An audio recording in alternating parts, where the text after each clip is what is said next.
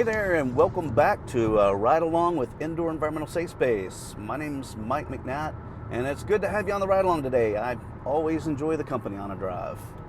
So, on today's ride along, I want to talk about a question I ask when meeting new potential clients. I always like to ask them, what's led to you calling an indoor environmental professional? Or what has occurred in your life that brought you to the conclusion that, hey, I probably need to have my house checked for potential environmental problems? And many times people will tell me, well, I just want to have my home checked to see if there's any mold in it. My typical response is, well, I can save you time, energy, and effort and money by letting you know without even coming out that your home absolutely has mold in it. Then I go on to explain that absolutely every home has mold in it. Every wall cavity, the research shows that wood from the lumber mill has mold on it. That drywall directly from the mill has mold in the paper backing on drywall or sheetrock. That we build our homes out of dead plant material, out of woods, papers, glues, paints, things that mold is here to break down back into its basic nutrients and reincorporate into soil so that new plants can grow. It's a very important part of the recycling process of nature.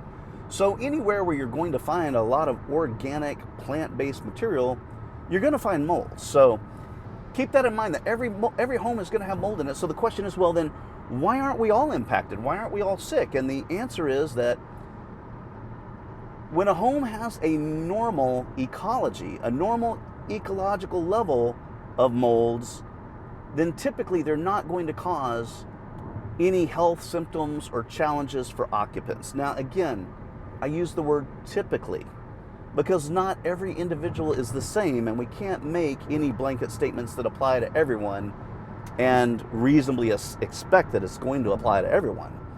So we're looking to make sure in your home you have what would be considered a normal, healthy level of normal molds found in the indoor environment. So we're looking both at the quantity of molds as well as we look for certain species that typically do not grow in a normal, healthy indoor residential environment. There are certain species that are very water-loving or hydrotropic, and they want a lot of moisture and need a lot of moisture in order to be able to grow. So typically, we're only going to find those mold species in water-damaged buildings where moisture has gotten to where it's not supposed to be, and it either wasn't discovered quickly or it wasn't repaired quickly. If you've had an assessment done and they did find some levels of mold in your home that are concerning, the best thing to do from there, and then what you're going to be advised to do, is to hire a experienced mold remediation contractor that knows how to contain the mold and keep it from spreading as they remove it. And then, once they're finished, the indoor environmental professional comes back and tests the home a second time, called a post-remediation verification, to make sure that home has been restored to a natural, healthy ecology. Now, again, those words are important. The indoor environmental professional or mold assessor is not certifying that environment to be mold-free. Achieving a mold-free condition is virtually impossible. Keep in mind that even in the beautiful outdoors here in the Dallas-Fort Worth area, there are typically between 2,000 and 10,000 spores per cubic meter of fresh outdoor air just floating around right outside our homes. So anytime we walk in or out of a home, anytime we open a door or a window, we're letting mold into the house. If we walk into the house, we're tracking mold in with us, and there's really no way to reasonably avoid that. But those tend to not be problematic levels of mold or problematic species. So just wanted to offer that insight that yes, your home has mold in it. Every breath you take has mold in it. Our bodies typically can handle normal, natural ecology levels of mold exposure. And if you're sensitized, it just means that potentially you need to take a few extra precautions to make sure your environment is a little extra clean, but no one is going to achieve a level of perfection when it comes to eliminating mold or mycotoxins It's just not feasible.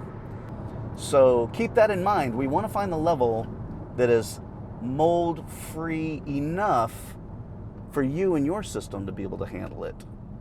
And that takes working with professionals that are going to work with you and your unique circumstances.